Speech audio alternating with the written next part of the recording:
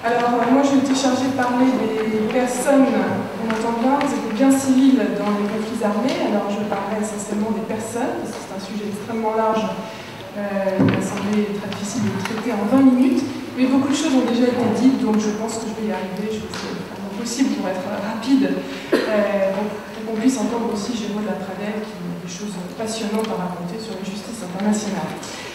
Donc, vous le savez, vous avez bien compris, déjà, vous savez déjà sans doute avant d'arriver dans cette salle que le droit de la guerre est un droit ancien, codifié, c'est-à-dire inscrit dans les traités à partir de la fin du XIXe siècle, et qui s'est structuré autour de la distinction entre civil et militaire.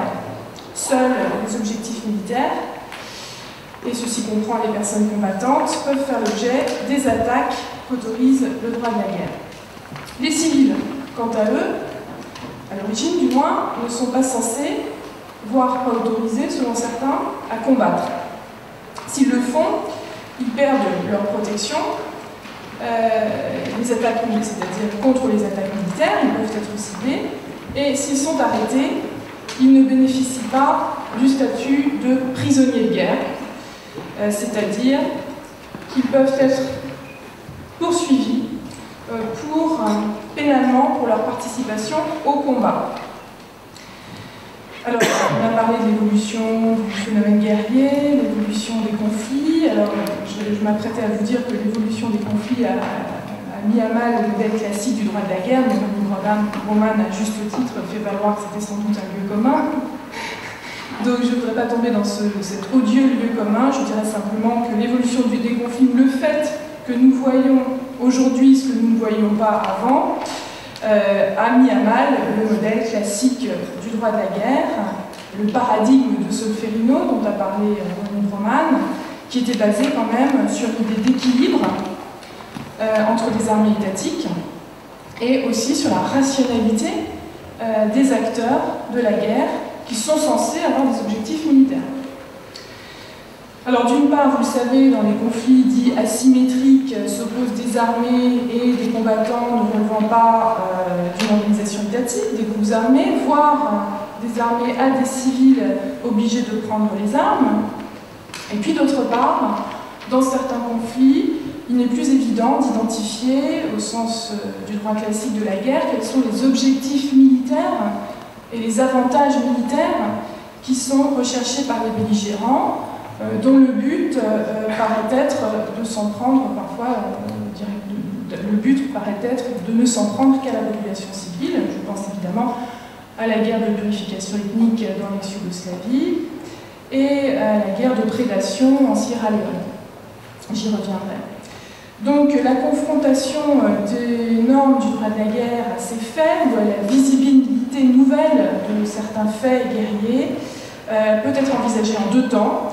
Enfin, c'est ce que je ferai ici en tout cas, d'abord en interrogeant l'identification des personnes civiles et puis dans un deuxième temps en envisageant l'étendue de la protection accordée par le droit aux personnes civiles. Alors l'identification des personnes civiles, tout d'abord, on a déjà évoqué un petit peu la question, l'essentiel peut-être à signaler ici, c'est la tentative par le droit d'identifier le combattant, c'est-à-dire la personne qui peut être objet de cette violence de guerre, objet des attaques, ce qui permet en retour, évidemment, d'en protéger, de protéger de ces attaques le civil. Alors, deux éléments d'évolution juridique majeurs, me semble-t-il, peuvent être soulignés. Tout d'abord, le droit de la guerre a progressivement reconnu un statut de combattant légitime à plusieurs types de personnes qui, auparavant, étaient considérées comme des civils participant illégalement aux hostilités. L'intérêt est donc d'attribuer un statut à ces personnes, un statut de prisonnier de guerre, s'ils sont arrêtés. Ils ne peuvent plus, contrairement aux civils, francs-tireurs et autres terroristes, être jugés pour leur participation aux hostilités. Par exemple, Convention de 1907, les habitants d'un territoire non défendu qui prennent les armes à l'approche de l'ennemi, c'est l'hypothèse de la levée en masse, sont des combattants protégés. En 1949, les résistants, à certaines conditions difficiles à remplir, mais néanmoins les résistants deviennent, avec la troisième convention de Genève, des combattants protégés qui doivent bénéficier du statut de prisonnier de guerre. Ce ne sont plus des terroristes, des bandits. De même, en 1977, avec le premier protocole additionnel, les membres d'un mouvement de lutte contre une occupation étrangère, d'un mouvement de libération nationale, d'un mouvement de lutte contre un régime raciste, c'est la période de la décolonisation, de la lutte contre l'apartheid, sont des combattants désormais protégés qui doivent bénéficier du statut de prisonnier de guerre. Donc ça, c'est déjà très important, me semble-t-il, comme évolution, et on voit évidemment que l'évolution suit la variété, enfin l'évolution juridique suit, elle n'intervient pas avant, mais suit l'évolution des conflits. Par ailleurs, et c'est le deuxième élément d'évolution remarquable, avec le protocole 1 de 1977, le droit de la guerre, je dirais, s'est affiné en précisant que les civils qui combattent ponctuellement doivent pourtant être protégés à certains moments. Ils ne peuvent être, nous dit le protocole 1, ils ne peuvent être l'objet d'attaques militaires que lorsqu'ils participent directement aux hostilités et pendant la durée de cette participation. Donc cette notion de participation directe aux hostilités, qui figure à l'article 53 du protocole de 77, permet certes de cibler un combattant simplement occasionnel, mais exige surtout de l'épargner lorsqu'il ne participe pas au combat. Donc il y a là une rupture en 77, puisqu'on admet désormais la figure du civil combattant occasionnel, qui, je le répète, est lui aussi protégé pendant le temps où il ne combat pas. Alors, à mon sens, j'ai bien compris que Daniel Lago n'était pas tout à fait convaincu par cette idée, mais à mon sens, c'est quand même une manière de rétablir une forme d'équilibre dans les guerres asymétriques, où les civils sont souvent contraints de s'investir en défense, par exemple en défense de leur peuple, sans jouir des protections qui sont celles du soldat officiel, qui bénéficie, le cas échéant, de permission, qui peut rentrer chez lui et dont la famille n'est pas juste à côté de lui dans le combat. Donc ça me semble des règles qui permettent quand même de restaurer une forme d'équilibre qui a complètement disparu dans un certain nombre de conflits. Et équilibre qui exige une application à peu près satisfaisante du droit de la guerre. Alors cette notion de participation directe aux hostilités, je ne vais pas en parler trop longtemps parce que peut-être Ghislaine Doucet pourra y revenir, elle a été largement étudiée, comme on l'a dit, par le CICR, qui a tenté d'en préciser les contours dans ses directives de 2008. Donc le but, comme souvent dans le droit de la guerre et dans ce qu'explique le CICR, dans le discours du CICR, c'est à la fois de restreindre l'emploi de la violence de guerre contre des civils, mais aussi de déterminer quelles personnes, apparemment civiles, peuvent être ciblées. Par exemple, une des préoccupations, c'est celle des sociétés privées auxquelles sont confiées ou déléguées des opérations de combat.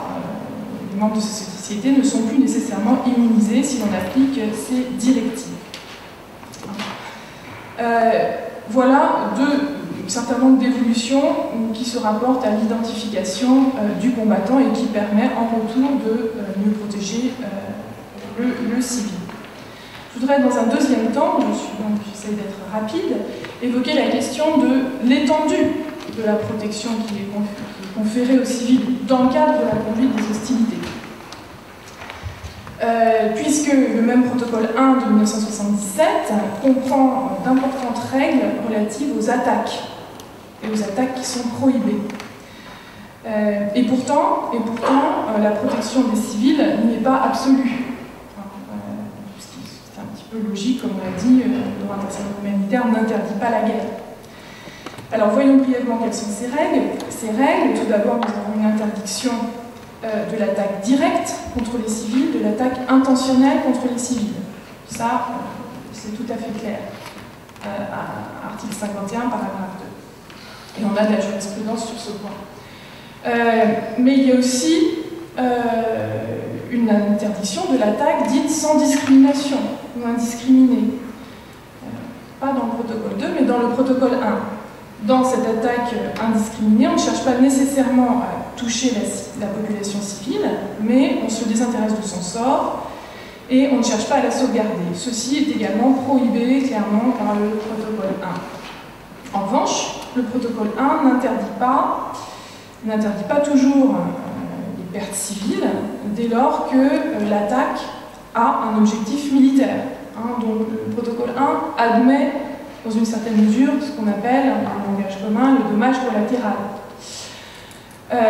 Que fait le protocole 1? Il impose aux belligérants d'abord un certain nombre de mesures de précaution qui doivent être prises. Évidemment, le ciblage d'un objectif militaire, ça c'est la base. Ensuite, un certain nombre de précautions qui doivent être prises avant l'attaque. Et enfin, le respect d'une exigence de proportionnalité entre les pertes civiles, qui peuvent être malheureusement attendues, et l'avantage militaire que l'on recherche. L'avantage militaire concret et direct. Donc il faut un travail, que les belligérants fassent un travail sur ce rapport de proportionnalité. C'est tout à fait sordide. Enfin, c'est mieux d'imposer ce type de réflexion, me semble-t-il, qui doivent être menées avant l'attaque. Et ces différentes dispositions sont reprises. Donc je ne m'associerai pas complètement à ce qui a été dit tout à l'heure sur la distinction radicale entre le droit interstitiel pur et le droit interstitiel pénal, puisqu'on retrouve ces interdictions dans le statut de la CPI, et que donc la CPI est censée appliquer, dans le cadre d'une répression pénale, les règles du droit international humanitaire. Alors, ce que je voudrais dire, ce que je voudrais évoquer maintenant, et ça fera peut-être la transition avec ce qui sera dit par la suite sur la justice pénale internationale, quelques mots sur la jurisprudence internationale contemporaine relative aux attaques. Alors, à Nuremberg et Tokyo, on n'avait pas beaucoup de développement sur les attaques, mais on commence à en avoir pas mal, du point de vue jurisprudentiel. Et on peut remarquer les éléments suivants. Je mets de côté, ça je pourrais y revenir si ça vous intéresse, sur la jurisprudence qui se rapporte aux attaques contre des soldats de maintien de la paix qui sont assimilés à des civils. Et donc il commence à y avoir une jurisprudence très intéressante sur ce point, mais je ne voudrais pas le traiter maintenant parce que ça va nous retarder. Donc, ce que l'on peut remarquer, c'est d'abord, dans la jurisprudence internationale, on peut constater des formes d'incertitude du juge, parce que les juges, souvent, ne sont pas spécialistes du droit de la guerre, j'espère qu'il n'y en a pas dans cette salle qui vont hurler, souvent ne sont pas des spécialistes du droit de la guerre, et souvent aussi n'ont pas d'expérience combattante. Donc ils sont un peu, parfois, ils ont certaines difficultés à saisir les situations, à comprendre même la logique du droit de la guerre. Je ne suis pas présomptueux, je vais vous donner des exemples. Il y a parfois une application un peu inadaptée du droit de la guerre, par exemple une difficulté à comprendre la question de l'objectif militaire. Dans une affaire Blaskic, par exemple, qui concernait les forces croates en Bosnie-Herzégovine, les attaques contre la population musulmane menées par les forces croates. Dans cette affaire Blaskic, en première instance, les attaques avaient été considérées comme criminelles. Et en appel, les juges ont régularisé ces attaques en identifiant des objectifs militaires qu'ils n'avaient pas identifiés à l'origine, en première instance, ce qui est déjà étonnant. Par exemple, ils ont estimé qu'il y avait objectif militaire dans certaines attaques contre des villages, dès lors que, après le début de l'attaque, les habitants s'étaient servis de leurs armes pour résister. Et ça pose quand même un petit problème d'identifier comme ça l'objectif militaire. Dans un arrêt Blaskic, qui concerne toujours le même genre, enfin le même conflit, c'est-à-dire le comportement des forces croates en Bosnie-Herzégovine contre la population musulmane, là il s'agissait de l'attaque qui est restée célèbre du village d'Armici, où il y a eu un célèbre massacre. Et cette attaque, non pas le massacre, mais l'attaque elle-même a été considérée comme justifiée par les juges en appel par la recherche d'un objectif militaire ultérieur. C'était justifié parce que les combattants cherchaient à prévenir ultérieurement une offensive adverse, alors que le village n'était pas défendu. Donc là, on voit bien que les juges ont quand même un petit peu de mal à apprécier ou à comprendre la logique de ce qu'est l'objectif militaire. Il n'est pas ultérieur, il doit être immédiat, on doit identifier clairement un objectif militaire avant l'attaque. Alors évidemment, ça pose un peu de problème. Je dirais qu'il y a aussi une tendance dans la jurisprudence à décomposer, à fragmenter au maximum les opérations militaires, ce qui conduit à ne pas interroger précisément l'existence d'un but ou d'un objectif militaire. Je pense par exemple aux affaires relatives à Sarajevo. Le siège de Sarajevo, quand on regarde la manière dont l'accusation est portée, hein, c'est sur chaque acte de sniping ou de bombardement, chaque acte est précisément analysé. Y avait-il un objectif militaire ponctuel? Est-ce que les passants étaient ou non des civils? Bref, on fait un travail extrêmement précis sur tous les actes, enfin un certain nombre d'actes qui sont sélectionnés par l'accusation, alors que la question du but militaire recherché, hein, dans l'attaque sur Sarajevo n'est jamais véritablement interrogée. Je ne dis pas qu'il n'y avait pas de but militaire dans l'attaque sur Sarajevo, mais en tout cas, on n'en parle pas, parce qu'on décompose complètement l'opération. Alors ça pose aussi un petit problème, parce que dans cette image complètement fragmentée, tout est possible, tout devient possible, dès lors que les raisons du conflit, les avantages militaires ou non recherchés par les belligérants sont omis. Hein, on n'en parle plus. Hein, tout est possible. L'hypothèse de l'auto-siège de Sarajevo ou de l'auto-bombardement se fait tout à fait plausible, et elle est d'ailleurs évoquée par certains juges dissidents. Alors là, on voit qu'il y a quand même un certain nombre de difficultés en jurisprudence. Je ne vais pas insister sur ce point, je pourrais y revenir si vous voulez. Alors, une autre tendance en jurisprudence qui apparaît et qui semble contraire à la première tendance que j'ai évoquée, elle est plutôt disculpatrice. Cette autre tendance, elle vient plutôt alourdir les sanctions. C'est celle qui conduit à qualifier les attaques illicites de crimes contre l'humanité. C'est pour ça que je vous disais que j'avais essayé d'introduire la question. Alors, on est toujours donc dans des opérations militaires d'attaque, mais opérations militaires qui sont qualifiées de crimes contre l'humanité. C'est assez nouveau. C'est assez nouveau en jurisprudence, c'est même très nouveau. Alors, on a recours à cette qualification dans plusieurs types de cas. Tout d'abord, dans un cas qui ne semble pas problématique et au contraire utile, lorsque les attaques sont discriminatoires.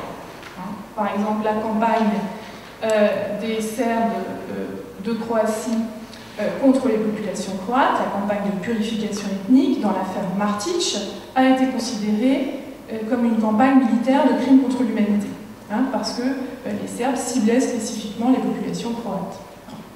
Ça me semble se défendre fort bien. Dans d'autres cas, on qualifie les attaques de crimes contre l'humanité, les attaques militaires, donc, entendons-nous bien, les attaques par des moyens militaires. Les attaques par des moyens militaires, lorsque la discrimination n'a pas été poursuivie par le procureur ou n'a pas été établie parce que le procureur ne l'a pas fait valoir. Par exemple, pour en revenir à Sarajevo, la terrorisation des civils à Sarajevo a été considérée comme un crime contre l'humanité. Terrorisation résultant de ce sniping, bombardement, etc. Donc là, il n'y a plus d'éléments de discrimination, ou en tout cas celui-ci n'est pas mis en avant par le procureur.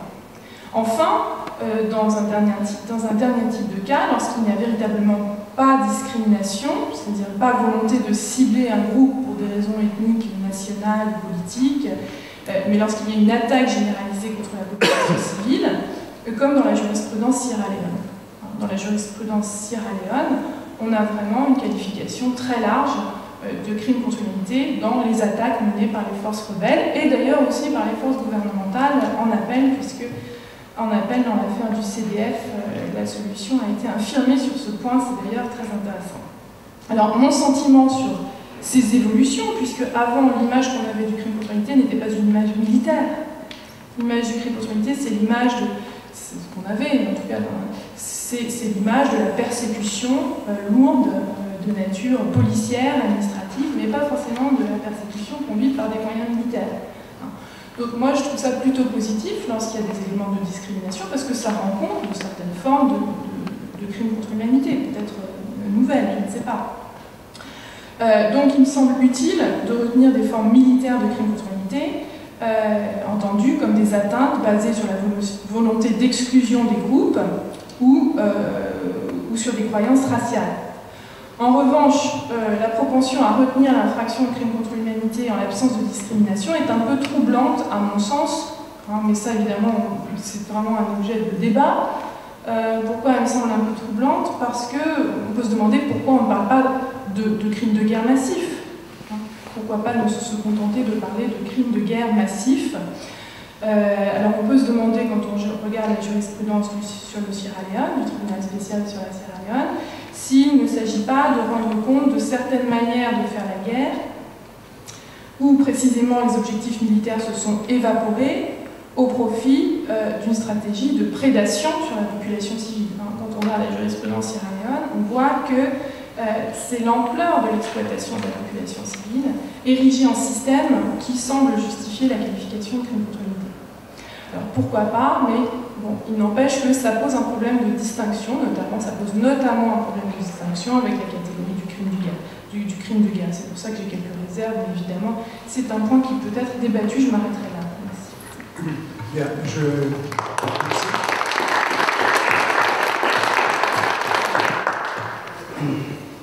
Bon, maintenant, je propose qu'on passe au débat. Vous avez le programme. On avait mentionné quelques questions sur lesquelles il y a eu des réponses partielles, mais qu'on va reprendre un petit peu plus en détail. Alors, la première que j'avais mentionnée ici, c'était crime. Donc, quand doit-on parler de crime contre l'humanité? Ça vient d'être évoqué par Raphaël Maison, en particulier dans le cadre des attaques militaires.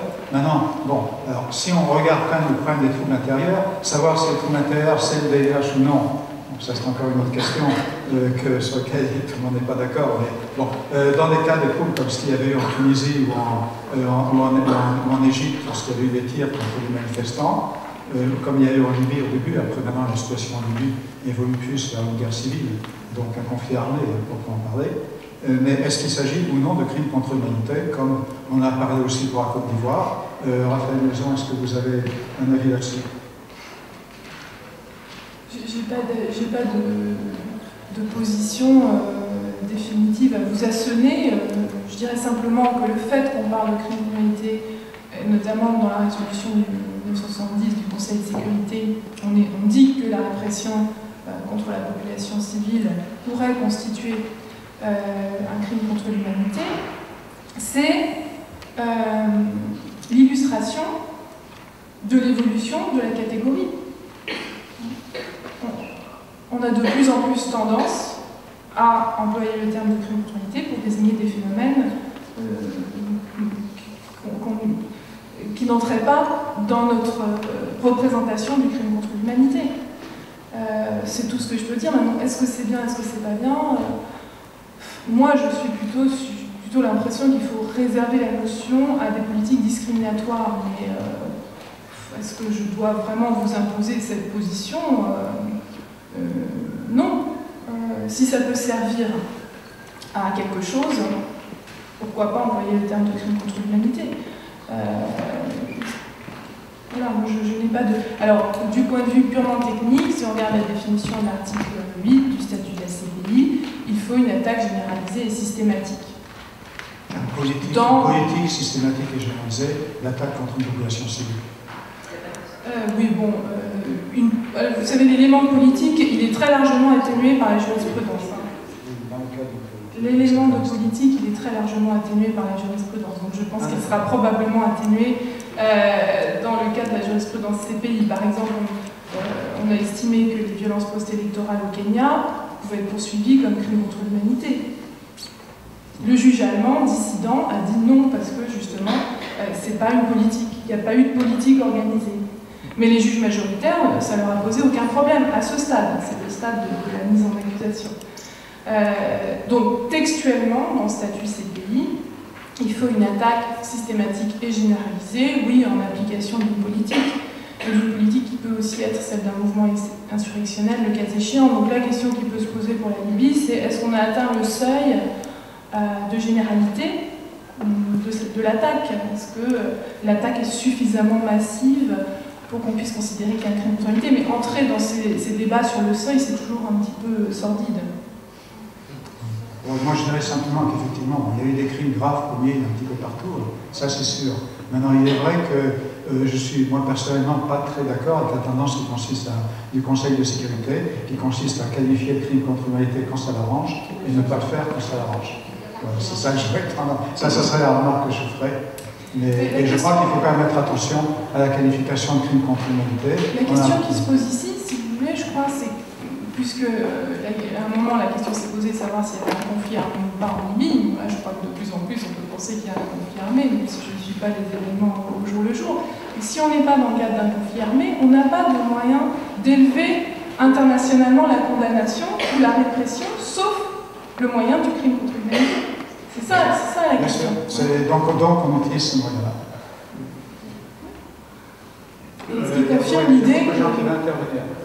Ce qui confirme l'idée que la CPI est aussi un instrument. Je demanderai à chacun d'être vraiment très